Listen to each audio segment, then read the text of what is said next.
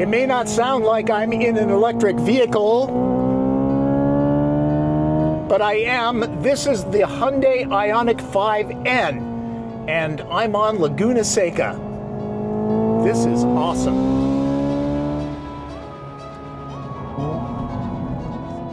Some enthusiasts know battery electric vehicles can be a hoot. Others see EVs as a sure sign of the apocalypse. The Hyundai IONIQ 5N could be the messiah of motorsports, the one to unite all. Damn. Hyundai has brought automotive writers to the promised land, WeatherTech Raceway Laguna Seca in Monterey County, California, to demonstrate what happens when you push the engineering of an EV to the nth degree. That this car has a certain magic, a combination of features which makes you feel one with the road and not the car controlling you, but the other way around. Retailing for $67,500, including destination, but not second sticker. It's hard to find this much performance bang for the buck in any other showroom, gas or electric.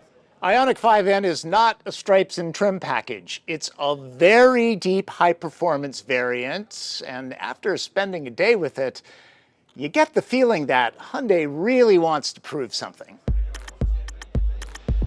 Typically, the performance formula is to add power, bigger brakes, better cooling, stiffer suspension, sticky rubber on 21-inch wheels, and bolstered seats. 5N gets all of that, of course. It shares its eGMP architecture with Kia's highly regarded EV6 GT, and I'll admit, heading into this program, I figured those engineering chops were simply copied and pasted into IONIQ. But 5N is in a different league. This motorsports-inspired track endurance means that the IONIQ 5N can literally survive 2 laps on the Nürburgring Nordschleife, when most EVs, as we know, can barely make 1 lap on the Nordschleife. For longer runs like that, set the car to endurance. For shorter maximum intensity, dial it to sprint. 5N has serious giddy-up. So obviously this ends up being the most powerful Hyundai product ever produced for production cars. I think when the team set out to develop this car, there really was no benchmark, right? And the idea for this car is to kind of set the benchmark of a performance EV and what it can be and what it should be. On a daily basis, N's upgraded dual-motor all-wheel drive punches out 601 horsepower and 543 pound-feet of torque to move 4,860 pounds of steel, plastic, and lithium-ion battery pack. Push this button and it rises to 641 horses and 568 pound-feet for 10 seconds. Think Porsche Sport Chrono button. Give it 10 seconds of recovery and Grin Boost is ready to flog again. Lather, rinse, repeat until the pack is spent. There was a lot of work done to enhance the torsional rigidity of the car. So a lot more welding points, much more greater use of structural adhesives. There's actually some steel members in the inner rear wheel well to kind of help add a little bit even more rigidity to the back of the car. So there's actually a significant amount of work just to kind of, like I said, to help ensure that this car does handle proper when you're driving in a fun manner. The transmission remains single speed. There's no physical cog swaps.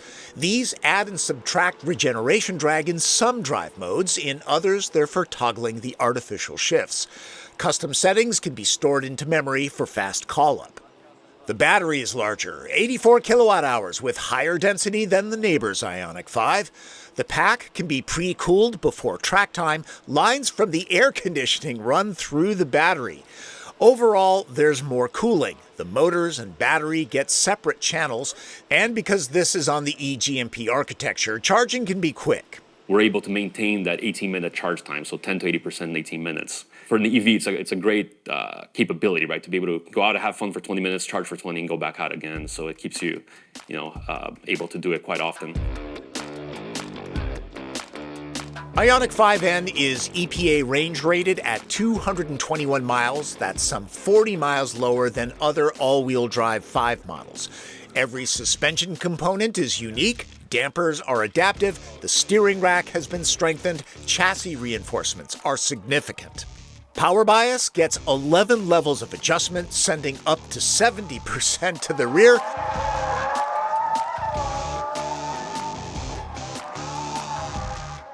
Hyundai Vice President June Park is using N-Drift Optimizer here. He can because he's a VP. There's an electronic limited slip rear differential. I could go on for 20 minutes about tech upgrades and fine-tuning that's been done, but it's time to see what this machine can do. Many of you have been here before. You know that this is a very serious track. Pay attention to the lines because you can get caught out with weight transfer, and this vehicle has up to 641 horsepower. So I'm a decent pilot, hardly a pro. I've not driven Laguna Seca before, and I don't play video games, so this should be interesting. It's lead follow, so I can't get into too much trouble. Triple-digit speeds will be a good test for my camera mounts. We get 3 sessions of 4 laps. In neutral, I'm greeted by a throbbing sound like engine idle. What a fun job I have. It's not always this fun.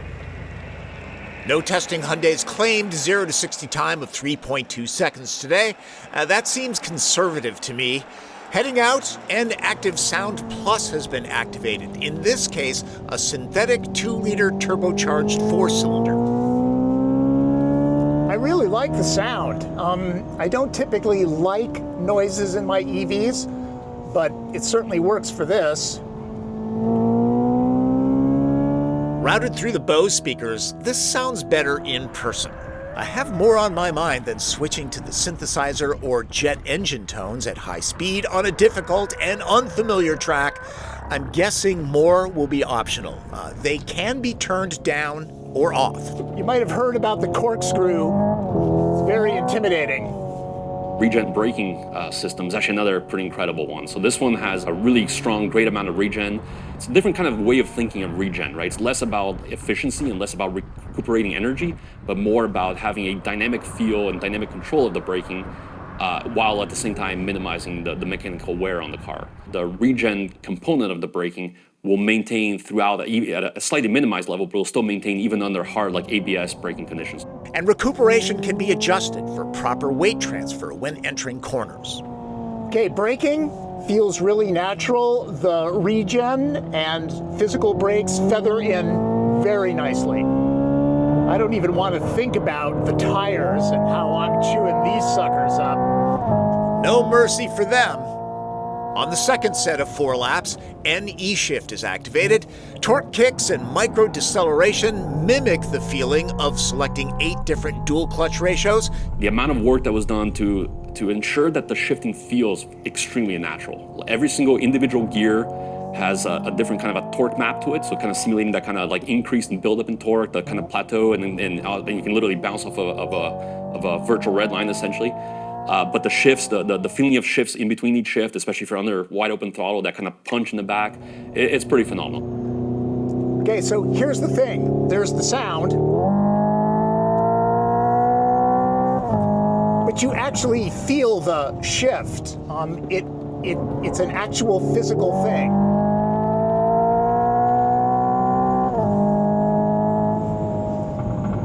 Oh, wow, even a little bit of grumble.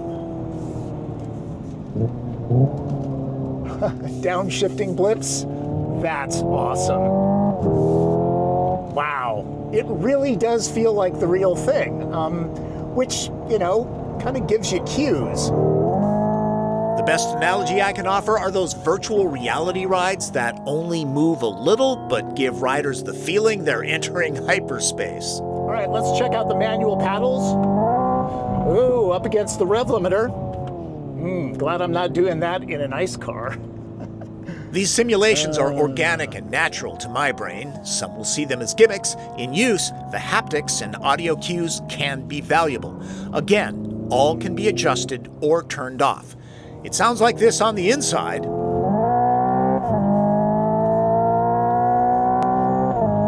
But to the rest of the world, it's stealthy, drawing less attention to your shenanigans, and communities around racetracks won't complain so much. Whoa, animal! A large mammal just went across the track. Guess they don't hear it. These things are quiet.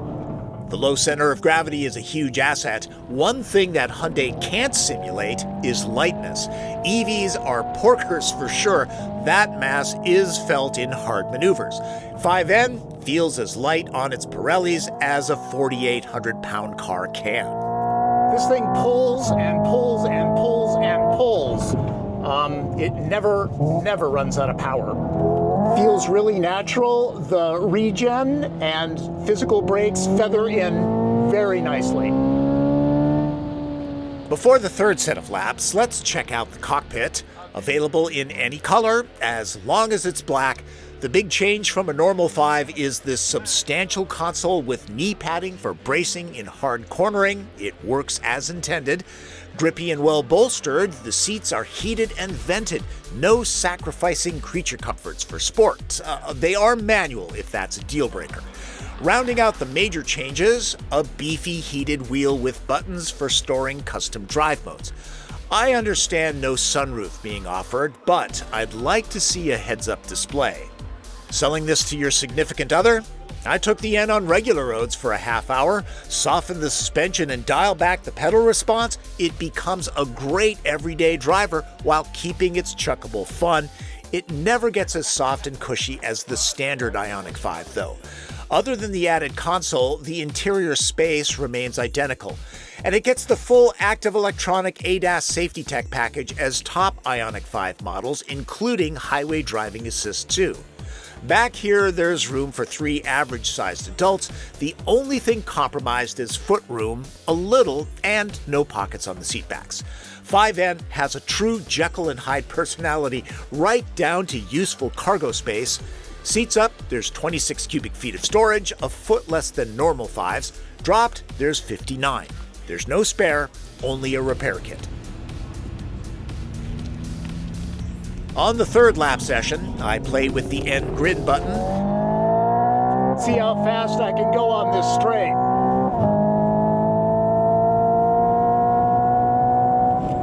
119, not bad. The extra 40 horses and 23 pound-feet can be felt on uphill stretches, but there's not much straightaway room to use the boost. Laguna Seca, it's a challenging track.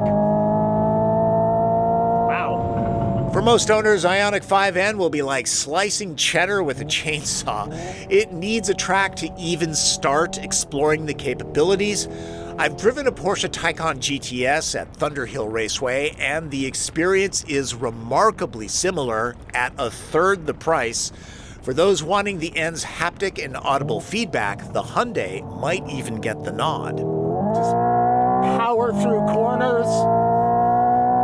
Lots of power. These cars have been running hard all day long with occasional 10-minute breaks. We're the second wave of journalists this week. These cars are being hammered. None have slowed down or faltered. Damn it. Hey, I'll admit getting into some trouble. Shit. That's on me. Fortunately, 5N is forgiving. Steering feel builds nicely. There's proper understeer at the limit. Boy, the control is spot on. You can drift. Stability control feathers in without being an overbearing babysitter. I have really good GoPro mounts, and check that out. Yeah, that's the end of that shot. No real-world range testing today. Those 221 miles are being obliterated at high speed. Last lap. For track days, Hyundai has developed a tracked state of charge algorithm that calculates battery consumption on every lap in case the raceway doesn't have high-speed chargers and you're driving home.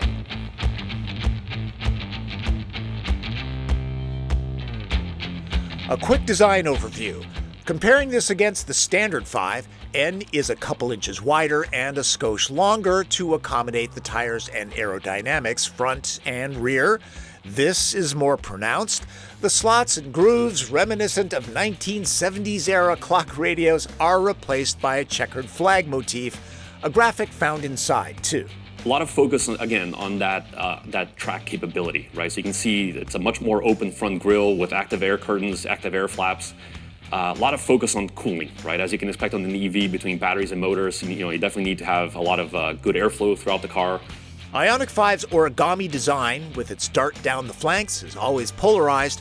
Oddly, the high-performance tweaks give the styling a more mainstream appeal. Available in 5 paints, the 2 best hues happen to have matte finishes. Beautiful stuff. They add $1,000 to the price and require extra care. Maybe pass on Performance Blue and Ecotronic Gray if bird poop and tree sap are issues where you park. Let's wrap this up. It's red light, green light time. Green light. Track-ready all-wheel drive performance for less money than any base Porsche? Yes, please. Groundbreaking shift simulations and audio cues actually aid drivers. Sound on the inside, silence on the outside means fun without attracting attention. The N's racetrack personality switches to useful family hauler with a single button push. Yellow lights? Brilliant handling, yes, but there's heft felt in hard cornering. The Performance Console knee brace eliminates space for backpacks and purses. Heated, vented, and bolstered chairs are manual, no power or memory. Red lights. At 221 miles of rated range, a standard all-wheel drive IONIQ 5 travels 40 miles farther per charge. No sunroof or head-up display for N models. Starting at $67,500, tales of astronomical dealer markups are already happening. Haggle hard.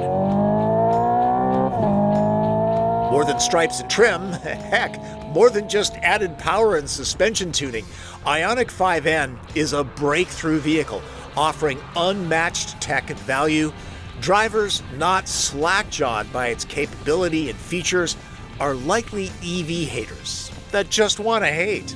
Look, whether you like EVs or not, this is an amazing machine on the track. You gotta get past the fact that gas-powered cars are the only performance vehicles. This is a very deep car. It's loads of fun. You gotta try it. You have to try it to understand it. You really do. Now excuse me while I pick my jaw up off the seat, check my finances, and figure out how to get one of these into my driveway. As much as I try to give you the experience of being in the car with me, here I simply can't. 5N needs to be driven to be understood. And for those never intending track time, I'd love to see an N-line IONIQ 5 for street fun at a lower price. No extra power, but with a sharper suspension and cosmetic package. If you haven't figured this out, full disclosure, Hyundai brought me down to Monterey County, put me up, fed me good food, but the words that I speak are truth. Before I go, I've been saying for years that electric vehicles have a place in the performance world, and this proves it. Hyundai has really taken it up a notch. It's a very deep vehicle. And before you diss EVs, you really do have to drive them on the track. They're different, but loads of fun. They really are. Thanks for watching. Hey, if you haven't already subscribed to this channel, do it now. Click notifications, follow me on social media, and if you have a question, leave it in the comments. I'll try to get to you. That's Driven. I'm Tom Voelk.